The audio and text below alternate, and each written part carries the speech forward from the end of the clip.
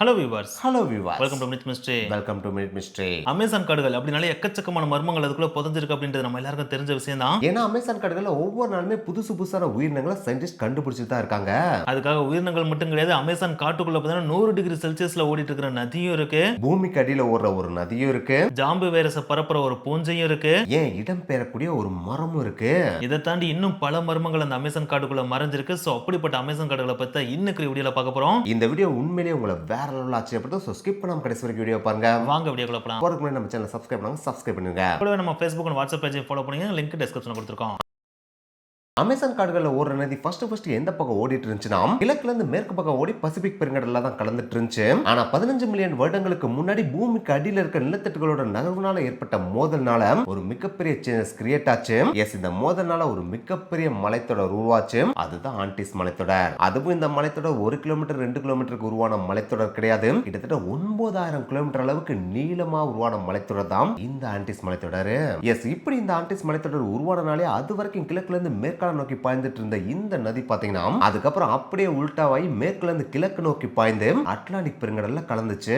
அது வரைக்கும் நார்மலா இருந்த அமேசான் காடுகள் பாத்தீங்கன்னா இப்படி ஏற்பட்ட ஒரு மிகப்பெரிய சேஞ்சினால பயங்கரமா பறந்து விரிய ஆரம்பிக்குது. ஏன்னா இதற்கப்புறம் அந்த நதி பாத்தீங்கன்னா ஆண்டிஸ் மலைத்தொடர்ல தான் உருவாகி கீழே கொட்ட ஆரம்பிக்குது. இதனால வளமான வண்டல் மண் அந்த காடுகள்ல எக்கச்சக்கமா சேரவும் ஆரம்பிக்குது. இதுவே பயோடைவர்சிட்டியை இன்க்ரீஸ் பண்ணி அமேசான் காடுகளை பறந்து விரியவும் வைக்குது.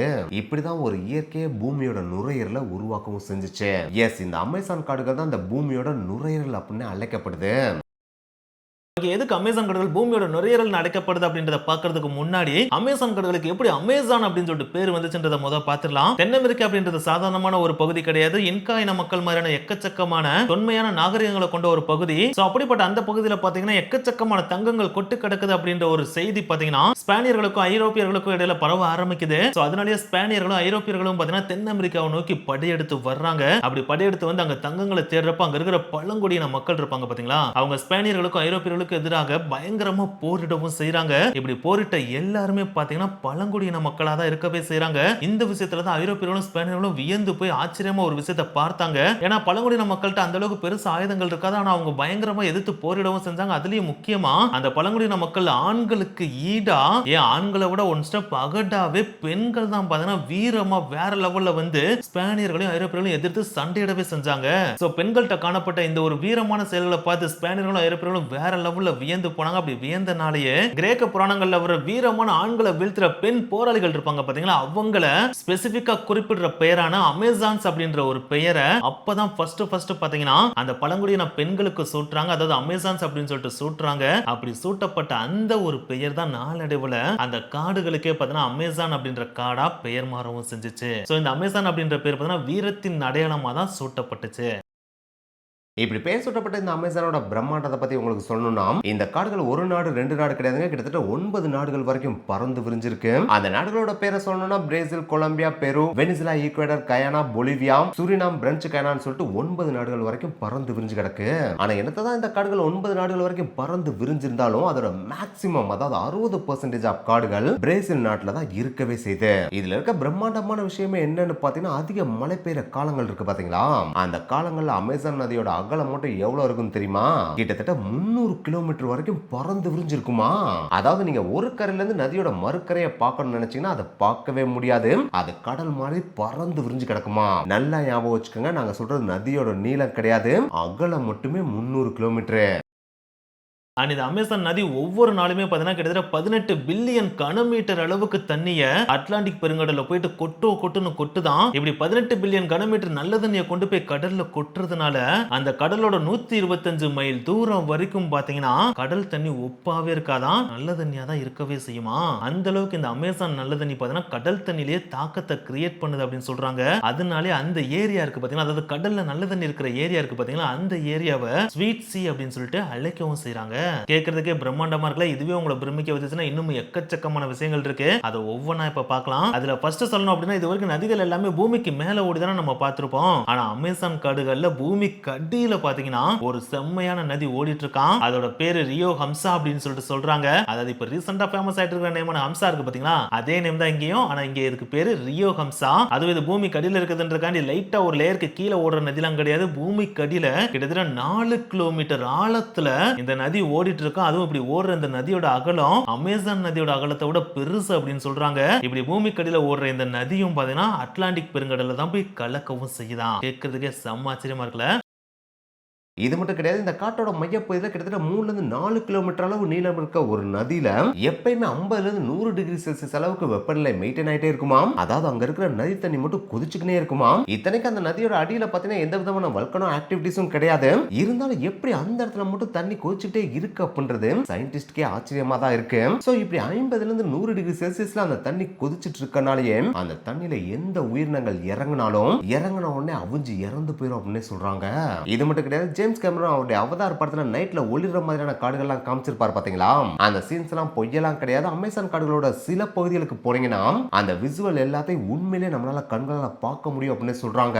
எஸ், மைசினா அப்படின்ற ஒரு வகையான காளான்களும் பூஞ்சைகளும் இரவு நேரத்துல நியான் பச்சை நிறத்திலே நீல நிறத்திலே ஒளிரக்கூடிய தன்மை படைத்ததாம் இந்த அமேசான் காடுகள்ல இருந்துட்டு இருக்கான். அது மட்டும் கிடையாது. சில மரங்கள்லாம் பாத்தீங்கன்னா சூரிய ஒளியை தேடுறதுக்காகவே தன்னுடைய பழைய வேர்களை அழிச்சிட்டு புது வேர்களை உருவாக்கி மாத கணக்குல முன்னோக்கி நகரக்கூடிய தன்மை படுத்ததாவே இருக்கான். மரங்கள் மற்றும் தாவரங்களே எப்படி இருக்குன்னா உயிரினங்கள் மட்டும் சும்மாவா இருக்கும், அதுவும் வினோதமா தானே இருக்கும். அதை அடுத்தடுத்து பார்க்கலாம். எஸ், மூளையை கட்டுப்படுத்தக்கூடிய ஒரு வகையான பூஞ்சை இப்பதான் அமேசான் காடுகள் இருக்கு. அதுக்காக இந்த பூஞ்சை மனிதர்களுக்கு தாக்கத்தை கிரியேட் பண்ணுமா அப்படின்றதெல்லாம் யாருக்கும் தெரியாது. ஆனா சயின்டிஸ்ட் ஒரு விஷயத்தை தெளிவா கண்டுபிடிச்சிருக்காங்க. இந்த பூஞ்சைகள் பாத்தீங்கன்னா எறும்புகள் இருக்கு பாத்தீங்களா, அந்த எறும்புகளுக்குள்ள போயிட்டு அந்த எறும்புகளோட மூளையவே கண்ட்ரோல் பண்ணக்கூடிய திறமைப்படுத்ததா இருக்குது அப்படின்றத ப்ரூஃபோட கண்டுபிடிச்சிருக்காங்க. அந்த பூஞ்சையோட நேம் ஓபியோ கார்டிசெப்ஸ் அப்படின்னு சொல்றாங்க. இந்த வகையான பூஞ்சைகளை தின்ற எறும்புகள் பாத்தீங்கன்னா அதுங்களோட மூளை செயல்பாட்டே கம்ப்ளீட்டா பூஞ்சையோட கண்ட்ரோல்ல போயிருமா. அப்படி கண்ட்ரோலுக்கு போனோம்னு அந்த பூஞ்சைகள் தான் அந்த எறும்போட ஆக்டிவிட்டிஸை கம்ப்ளீட்டா கண்ட்ரோல் பண்ணி மரங்களோட உச்சிக்கு போக வைக்குமா. அப்படி போக வச்ச உடனே அந்த எறும்போட அந்த மரத்தோட உச்சிலேயே கொன்று அதே இடத்துல படுக்க வச்சு அதோட தலையை பிச்சு அந்த பூஞ்சைகள் வளர்ந்து படர ஆரம்பிக்குமா. இந்த மாதிரி இந்த பூஞ்சை எறும்புகளோட மூளையை தன்னோட கட்டுப்பாட்டுல கொண்டு வந்து அதை மேல் நோக்கி நகர்த்தி கொண்டு போறப்ப அதோட ஆக்டிவிட்டிஸ் எல்லாம் பாக்குறதுக்கு ஜாம்பி மாதிரியே இருக்குமா. சோ அதனாலேயே தான் அதை ஜாம்பி பூஞ்சைகள் அப்படின்னு சொல்றாங்க. இது வரைக்கும் நம்ம ஃபிக்ஷனலா படத்துல மட்டுமே ஃபேண்டசியா பார்த்த விஷயங்கள் உண்மையிலேயே அமேசான்ல நடந்துட்டு தான் இருக்கு. இந்த மாதிரியான பூஞ்சைகள் ஒரு பக்கம் எறும்போட மைண்ட் கண்ட்ரோல் பண்ணி மேல் நோக்கி போக வச்சு சாகடிக்கிறது ஒரு பக்கம் இருந்தாலும் இன்னொரு பக்கம் சாகர எறும்புகள்ல ஒரு வகையான எறும்பு இருக்கு. அந்த எறும்புக்கு பேரு புல்லட் ஆண்ட் அப்படின்னு சொல்றாங்க. இந்த புல்லட் ஆண்ட் மட்டும் நம்மள கடிச்சிச்சுன்னு வச்சுங்களேன், அந்த கடியோட வலி ஒரு புல்லட் வந்து நம்ம மேல சத்துன்னு மோதுனா எந்த அளவுக்கு ஒரு வலியை கிரியேட் பண்ணுமோ அதே மாதிரியான வலியை கிரியேட் பண்ணுமா. அதுக்காக அந்த வலி சும்மா நம்ம ஊர்ல கடிக்கிற எறும்புகள் கடிச்சா ஒரு 2 நிமிஷம் 3 நிமிஷத்துல வலி வந்துட்டு போற மாதிரிலாம் இருக்காது. கிட்டத்தட்ட 24 மணி நேரம் வரைக்கும் அந்த புல்லட் நம்ம மேல பட்டா என்ன மாதிரியான வலி இருக்குமோ அந்த வலியை மெயின்டைன் பண்ணிட்டே இருக்குமா. அந்த அளவுக்கு கொடூரமான மரண வலியை கொடுக்கிற எறும்புகளும் அமேசான் காடுகள்ல இருக்கு. அது மட்டும் கிடையாது. அமேசான் காடுகள்ல ஒரு வகையான தவளை இருக்கு. அத விஷத்தவளைன்னு தமிழ்ல சொல்லுவாங்க. இங்கிலீஷ்ல பாத்தீங்கன்னா பாய்சன் டாட் ஃப்ராக்னு சொல்லுவாங்க. இந்த தவளையை பாக்குறப்ப பாத்தீங்கன்னா தங்கம் மாதிரி தகதகன்னு மின்னும். ஏன்னா அதோட கலரே பாத்தீங்கன்னா தங்க கலர்ல தான் இருக்கவே செய்யும். ஆனா அழகு ஆபத்தானது இல்லையா, அது இதுக்கு எக்ஸாக்டா பொருந்தும். ஏன்னா இந்த தவளையில இருக்கிற விஷத்தை மட்டும் நம்ம எடுத்தோம் அப்படின்னா அதை வச்சு கிட்டத்தட்ட 10 மனிதர்களை கொல்ல முடியுமா. அந்த அளவுக்கு வீரியம் கொண்ட விஷம் இந்த தவளைகள்ல இருக்கான். அடுத்து பொட்டுன்ற ஒரு வகையான பறவை வந்து அமேசான் காடுகள்ல இருக்கிற உடைந்த மரக்கிளையில போய் உட்காந்துச்சுன்னு வச்சுக்கோங்களேன், அங்க பறவை இருக்குன்றதே தெரியாத அளவுக்கு மரத்தோட மரமா கேமோப்ளோஜ் ஆயிருமா. அதுவும் பல மணி நேரங்கள் வரைக்கும் ஒரு சின்ன அசைவு கூட கொடுக்காம ஒரே இடத்துல உட்காரக்கூடிய அளவுக்கு அசாத்திய திறமை படைத்ததா இருக்குமா. இதை தண்டி படத்துல காட்டுற மாதிரி 20 அடியில இருந்து 30 அடி நீளம் கொண்ட அனகொண்டா பாம்போலும் அமேசான் காடுகள்ல இருக்கு. ஆனா அது படத்துல காட்டுற மாதிரி மனிதர்களை விழுங்குற அளவுக்கு அசாத்திய திறமை இருக்கா அப்படின்றத இன்னும் சயின்டிபிக்கா ப்ரூவ் பண்ணல. இருந்தாலும் மனிதர்களை சுற்றி வளைச்சு இறுக்கி அவங்களோட எலும்புகளை உடைச்சு கொல்லக்கூடிய திறமை அதுக்கு இருக்கு.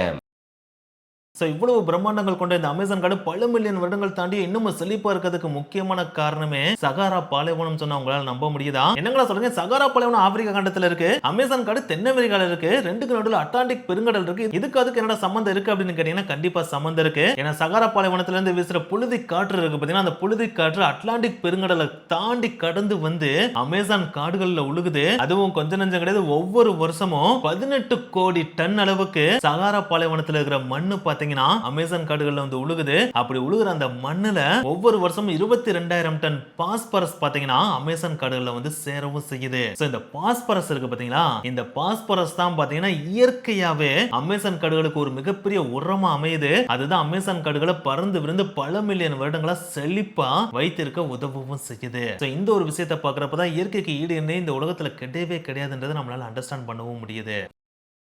இப்படி பல மில்லியன் வருடங்களா செழித்து வளர்ந்துட்டு இருக்கிற அந்த அமேசான் காடுகளுக்குள்ள ஒரு மர்மமும் இருக்கு. எஸ், அந்த அமேசான் காடுகளுக்குள்ள எப்பெல்லாம் பலத்த காற்று வீசுதோ அப்பெல்லாம் ஒரு மர்மமான விசில் சத்தம் கேட்குமாம். ஆனா அப்படி கேட்கிற அந்த விசில் சத்தம் எங்க இருந்து உருவாகுது அப்படின்றத இன்னும் அந்த பழங்குடியின மக்களாலேயே கண்டுபிடிக்க முடியல அப்படின்னு சொல்றாங்க. சரி, பழங்குடியின மக்களால தான் கண்டுபிடிக்க முடியல, சயின்ஸ் வச்சாவது இதை எக்ஸ்பிளைன் பண்ணிடலாம் அப்படின்னு சொல்லிட்டு சயின்டிஸ்டும் போய் அங்க ஆராய்ச்சி பண்ணி இருந்திருக்காங்க. அப்படி ஆராய்ச்சி பண்ணி பாக்குறப்போ ஒரு விசித்திரமான விலங்கோட சத்தம் மாதிரி தான் அது கேட்கவே செஞ்சிருக்கு. சரி, அது என்ன விலங்குன்னு தேடி பார்த்திருக்காங்க, ஆனா அதை கண்டுபிடிக்கவே முடியல. சரி, விலங்கத்தான் நம்மளால கண்டுபிடிக்க முடியல, காட்டுல இருந்து இந்த சத்தம் வருதா அப்படின்னு ஆராய்ச்சி பண்ணி பார்த்திருந்திருக்காங்க. ஆனா காட்டுல இருந்து தான் இந்த சத்தம் வருது அப்படின்றத அவங்களால ப்ரூவ் பண்ண முடியல. சோ இந்த விசித்திரமான விசில் சத்தம் எதுல இருந்து வருது அப்படின்றத இது நாள் வரைக்கும் சயின்டிஸ்டால ப்ரூவ் பண்ணவே முடியல. ஆனா ஒரே ஒரு விஷயத்தை அங்க வாழ்ற பழங்குடியின மக்கள் ஸ்ட்ராங்கா பிலீவ் பண்றாங்க. இந்த விசில் சத்தம் எப்பெல்லாம் கேக்குதோ அப்பெல்லாம் மரணத்துக்கான அறிகுறி அப்படின்னு ஸ்ட்ராங்கா பிலீவ் பண்றாங்க. இதுவே மர்மமா இருக்கு அப்படின்னு பார்த்தோம்னா, இன்னொரு மர்மமும் அமேசான் காடுகள்ல பயங்கரமா புதைஞ்சு கிடந்திருக்கு. அன்டில் இப்ப அர்பனைசேஷன் அப்படின்ற பேர்ல காடுகள் அழிச்சிட்டு இருக்காங்க பாத்தீங்கன்னா, அப்படி அழித்ததுக்கு அப்புறம் ஒரு விஷயத்தை கண்டுபிடிக்கிறாங்க. அதுதான் சேட்டலைட், அதாவது செயற்கைக்கோள் இருக்கு பாத்தீங்கன்னா, அந்த செயற்கைக்கோள்ல இருந்து பார்த்தா மட்டுமே தெரியக்கூடிய துல்லியமா வரையப்பட்ட வட்டம் மற்றும் சதுரம் மாதிரியான சில அமைப்புகள். இதை இங்கிலீஷ்ல எப்படி சொல்றாங்க அப்படின்னு பாத்தீங்கன்னா, அமேசான் ஜியோகிளிப்ஸ் அப்படின்னு சொல்லிட்டு சொல்றாங்க. இந்த ஒரு மிகப்பெரிய ஜியோகிளிப்ஸை பாத்தீங்கன்னா நம்ம சாதாரணமா தரையில இருந்த மாதிரி பார்த்து கண்டுபிடிக்க முடியாது. இதை பார்க்கணும் அப்படின்னா நம்ம ட்ரோன் வியூல ரொம்ப அளவுக்கு அதிகமான ஹைட்ல ட்ரோனை பறக்க விட்டா மட்டும்தான், இல்லாட்டினா சேட்டலைட்ல இருந்து பார்த்தா மட்டும்தான் அதோட ஷேப்பையை கம்ப்ளீட்டா நம்மளால பார்க்க முடியும் அப்படின்னு சொல்றாங்க. சோ அவ்வளவு பெருசா வரையப்பட்ட இந்த ஷேப்ஸ 2000 வருடங்களுக்கு முன்னாடி இங்க வாழ்ந்த பழங்குடியின மக்கள் எப்படி உருவாக்கி இருப்பாங்க அப்படின்றதான் இங்க இருக்கிற ஒரு மிகப்பெரிய மர்மமான விஷயமாவே இருக்கு. ஏன்னா பழங்குடியின மக்கள் இவ்வளவு பெரிய ஷேப் அந்த அமேசான் காடுகளுக்குள்ள, அதுவும் மரங்கள் இருந்த இடத்துல உருவாக்கணும்ன்ற அவசியமே கிடையாது. அப்படி இருக்கிறப்ப இதை எதற்காக உருவாக்கி இருக்கணும் அப்படின்றது ஒரு பக்கம் கேள்வியா இருந்தாலும், இவ்வளவு அக்யூரேட்டான சர்க்கிள் மற்றும் ஸ்கொயரை அந்த காடுகள்ல வாழ்ற மக்கள் சாதாரணமா உருவாக்கிற முடியுமா அப்படின்னு கேட்டா அதுக்கான பாசிபிலிட்டி ரொம்ப ரொம்ப கம்மி அப்படின்னு சொல்றாங்க. அப்படி பார்த்தா மனிதர்களால இந்த ஜியோகிளிப்ஸை உருவாக்க முடியாது அப்படின்னா இதை வேற என்ன உருவாக்கியிருக்கோம் அப்படின்ற ஒரு கேள்வியும் வருது இல்லையா? சோ அந்த இடத்துல மேபி ஏலியன்ஸ் இந்த இடத்துல வந்து இந்த ஷேப்ஸை உருவாக்கி இருக்கலாமா அப்படின்ற ஒரு மிகப்பெரிய கேள்வியும் விண்வெளி ஆய்வாளர்கள் மத்தியில ஒரு மிகப்பெரிய சந்தேகத்தை எழுப்பதான் செய்யுது. எது எப்படியோ இந்த அமேசான் ஜியோகிளிப்ஸ் இது நாள் வரைக்கும் ஒரு விடை தெரியாத மர்மமா தான் தொடர்ந்துட்டு இருக்கு. இது மட்டும் கிடையாது, அமேசான் காடுகள்ல பல வருடங்களா தொலைந்து போன ஒரு ஜி நகரம் இருக்கு அப்படின்னு சொல்லிட்டு பல மக்களால நம்பப்பட்டு வருது. அதுவும் அந்த ஜி நகரத்துல எக்கச்சக்கமான புதையல்கள் மறைந்திருப்பதாகவும் நம்பப்பட்டு வருது. சோ அந்த தொலைந்து போன ஜி நகரத்தை எப்படியாச்சும் கண்டுபிடிச்சு அதுல இருக்க பொக்கிஷங்களை எடுத்துடணும் அப்படின்னு சொல்லிட்டு 1925 வருஷம் பிரிட்டிஷ் ஆய்வாளரான பெர்சி பாசட் அப்படின்றவர் பாத்தீங்கன்னா கிளம்பி போயிருந்திருக்காப்ல. ஆனா அப்படி போனவர் போக தான் செஞ்சாரே தவிர மறுபடியும் ரிட்டர்ன் ஆகவே இல்ல. அவர் அமேசான் காடுகளுக்குள்ள மாயமா மறைந்து போயிட்டார் அப்படின்னு சொல்லப்படுது. அதுக்கடுத்து அவரை தேடி போனவங்களா இருந்தாலும் சரி, இல்லன்னா ஜி நகரத்தை தேடி போன நூற்றுக்கணக்கானவர்களா இருந்தாலும் சரி, எல்லாருமே அமேசான் காடுகளுக்குள்ள மாயமா மறைந்து போனார்களே தவிர மறுபடியும் ரிட்டர்ன் ஆகவே இல்ல. சோ ஏதோ ஒரு மர்ம சக்தி அவங்கள தடுத்துருச்சாம், இல்ல அவங்களோட உயிரை எடுத்துருச்சா அப்படின்றதே இங்க இருக்கிற ஒரு மிகப்பெரிய மர்மமா தான் இருக்கு. இந்த நூற்றுக்கணக்கான மக்கள் மர்மமா மறைந்து போனதை வச்சு நம்மளால தெளிவா சொல்ல முடியும். இந்த அமேசான் காடுகள் எவ்வளவு மர்மங்கள் மறைந்திருக்கு அது மட்டும் கிடையாது, அதுக்குள்ள போனா உயிரோட திரும்பி வர்றது எவ்வளவு கஷ்டம் அப்படின்றது நம்மளுக்கு தெரிஞ்சிருக்கு இல்லையா? ஆனா அப்படிப்பட்ட இந்த அமேசான் காடுகளுக்குள்ளேயும் எக்கச்சக்கமான பழங்குடியின மக்கள் பல காலங்களா வாழ்ந்துட்டு தான் இருக்காங்க. இன்னும் கொஞ்சம் தெளிவா சொல்லணும் அப்படின்னா கிட்டத்தட்ட 3 கோடி பழங்குடியின மக்கள் அந்த அமேசான் காடுகளுக்குள்ள வாழ்ந்துட்டு தான் இருக்காங்க. அந்த 3 கோடி மக்கள்ல கிட்டத்தட்ட 100க்கும் மேற்பட்ட பழங்குடியின குழுக்கள் இருப்பாங்க பாத்தீங்களா? அந்த 100க்கும் மேற்பட்ட பழங்குடியின குழுக்கள் பாத்தீங்கன்னா இது நாள் வரைக்கும் கூட வெளி உலகத்தோட எந்த விதமான தொடர்புமே இல்லாம அவங்களோட பழங்குடியின வாழ்க்கையை மட்டுமே ஃபாலோ பண்ணிக்கிட்டு இன்னமும் ஆதிவாசிகள் வாழ்ந்தா எப்படி வாழ்வாங்களோ அதே மாதிரியான வாழ்க்கை முறையை இயற்கையோட இயற்கை ரசிச்சு வாழ்ந்து வந்துட்டு இருக்காங்க அப்படின்னு சொல்லப்படுது. இவங்க தான் கூட பாத்தீங்கன்னா இந்த அமேசான் காடுகளோட உண்மையான பாதுகாவலர்கள் அப்படின்னு சொல்லப்படுது. சோ இந்த இடத்துல தான் ஒரு விஷயத்தை நம்ம ஞாபகம் வச்சுக்கணும். வெளியில இருந்து ஜி நகரத்தை தேடி வரேன்னு வந்தவங்க தான் இந்த காடுகளுக்குள்ள காணாம போயிருக்காங்களே தவிர அந்த காடுகளுக்குள்ளே பல்லாயிரம் வருடங்களா வாழ்ந்துட்டு இருக்கிற இந்த பழங்குடியின மக்கள் இன்னமும் சேஃபா தான் அந்த காடுகளுக்குள்ள வாழ்ந்துட்டு இருக்காங்க. சரி, அதெல்லாம் ஓகே. இந்த வீடியோட ஸ்டார்டிங்ல இந்த உலகத்தோட நுரையீரலே அமேசான் அப்படின்னு சொன்னீங்கன்னா அதுக்கான காரணம் பின்னாடி சொல்றேன்னு சொன்னீங்க. எப்படா சொல்லுவீங்க அப்படின்னு சொல்லி கேட்டீங்கன்னா அதுக்கான காரணத்தை இப்ப சொல்றோம். ஏன்னா இந்த உலகத்துக்கு தேவையான கிட்டத்தட்ட 20% ஆஃப் ஆக்சிஜன் அமேசான் காடுகள் தான் கொடுக்குது அப்படின்னு சொல்லிட்டு எக்கச்சக்கமான ஃபேக்ட்ஸ்ல நம்ம படிச்சிருப்போம். ஆனா அந்த ஃபேக்ட்ஸ் அந்த அளவுக்கு உண்மைத்தன்மை நிறைந்ததா அப்படின்னு கேட்டா அது அந்த அளவுக்கு உண்மைத்தன்மை நிறைந்ததெல்லாம் கிடையாது. ஏன்னா இந்த உலகத்துக்கு தேவையான 20% ஆஃப் ஆக்சிஜன் அமேசான் காடுகள் கொடுக்கிறது கிடையாது. கிட்டத்தட்ட 8 to 9% ஆஃப் ஆக்சிஜனை அமேசான் காடுகள் கொடுக்குது. இருந்தாலும் இந்த உலகத்துல வெளியேற்றப்படுற carbon monoxide, carbon dioxide இருக்கு பாத்தீங்களா, அது அளவுக்கு அதிகமா உறிஞ்சு பூமி வெப்பமயமாகிறத தடுக்கிற ஒரு முக்கியமான காடாவே இந்த அமேசான் காடுகள் இருக்கு. சோ பூமி வெப்பமயமாகிறத தடுத்து பூமியை குளிர்விக்கிறதுனால தான் இந்த அமேசான் காடுகள் பூமியோட நுரையீரல் அப்படின்னு அழைக்கப்படுது. சோ பூமிக்கு இவ்வளவு முக்கியத்துவம் வாய்ந்த இந்த அமேசான் காடுகள் 1950க்கு அப்புறமே 17-20% அழிக்கப்பட்டுருச்சுன்னு சொல்றாங்க. அதை எதுக்காக அழிச்சிருக்காங்கன்னு பாத்தீங்கன்னா மாட்டிறைச்சி ஏற்றுமதி பண்றதுக்காக மேய்ச்சல் நிலங்கள் தேவைப்படுதுன்னு அழிச்சிருக்காங்களாம். அது அதுக்கு மட்டும் கிடையாது, சோயாவை அதிகமா விளைச்சல் பண்ணணும், கனிம வளங்கள் எடுக்கணும், கச்சா எண்ணெய் எடுக்கணும் அப்படின்னு சொல்லிட்டு ஒவ்வொரு நாளுமே அமேசான் காடுகளை சூறையாடிதான் இருக்காங்களாம். இப்படி சூறையாடி கிட்டத்தட்ட 17-20% அமேசான் காடுகளை ஆல்ரெடி அழிச்சிட்டாங்க. இப்படி அழிச்சதுனாலேயே பாத்தீங்கன்னா அமேசான்ல உருவாகிற நன்னீர் பாத்தீங்கன்னா பயங்கர வேகமா ஆவியாகி மேகமா மாறிடுது. இப்படி மேகமா மாறின நீர் தான் பாத்தீங்கன்னா கரிபியன் கடல் வரைக்கும் சென்று மழையாவும் பொழியுது. இது நல்ல விஷயம் அப்படின்னு சொல்லி நீங்க யோசிச்சீங்கன்னா இது நல்ல விஷயமே கிடையாது. ஏன்னா இது ஒரு அன்பிரடிக்டபிள் வெதரை கிரியேட் பண்ணுது. இந்த ஒரு அன்பிரடிக்டபிளான வெதர்னால திடீர்னு பாத்தீங்கன்னா மழை கொட்டோன்னு கொட்டி மிகப்பெரிய வெள்ளமாவும் மாறுது. ஏன் இப்ப நம்ம நாட்டுல அனுபவிச்சுட்டு இருக்கிற அளவுக்கு அதிகமான கோடை வெப்பமா இருந்தாலும் சரி, இல்ல மழை காலத்துல பெய்யுற அளவுக்கு அதிகமான மழையா இருந்தாலும் சரி, அது எல்லாத்துக்குமே காரணம் அமேசான் காடுகளை அழிக்கிறதா அப்படின்னு சொல்றாங்க. ஸோ அமேசான் காடுகளை பாதுகாக்கிறது அப்படின்றது பிரேசில் நாட்டில் வாழ்ற மக்களோட கடமையோ இல்லாட்டினா இந்த அமேசான் காடுகள் பறந்து விரிந்திருக்கிற இந்த 9 நாடுகளோட கடமையா அப்படின்னு கேட்டா அதுதான் கிடையாது. இந்த உலகத்துல வாழ்ற ஒவ்வொரு மனிதனோட கடமையாவும் அது இருக்கு. ஏன்னா அமேசான் காடுகள் அப்படின்ற ஒண்ணு அழிக்கப்பட்டுச்சு அப்படின்னா பூமியோட தட்பவெப்ப நிலையே மாறி இந்த உலகத்தோட வெதரை அன்பிரடிக்டபிளா மாறும். அப்படி அன்பிரடிக்டபிளா மாறுச்சு அப்படின்னா இந்த பூமியை மனிதர்கள் வாழ்வதற்கு ஏற்ற ஒரு இடமா மாறாத ஒரு சுச்சுவேஷன் கிரியேட் ஆயிரும். இந்த ஒரு விஷயத்தை நம்ம நினைவுல வச்சுக்கணும். மனிதர்களுக்கு வாழ்றதுக்கு இந்த பூமியை விட்டா வேற எந்த ஒரு கிரகமும் கிடையாது.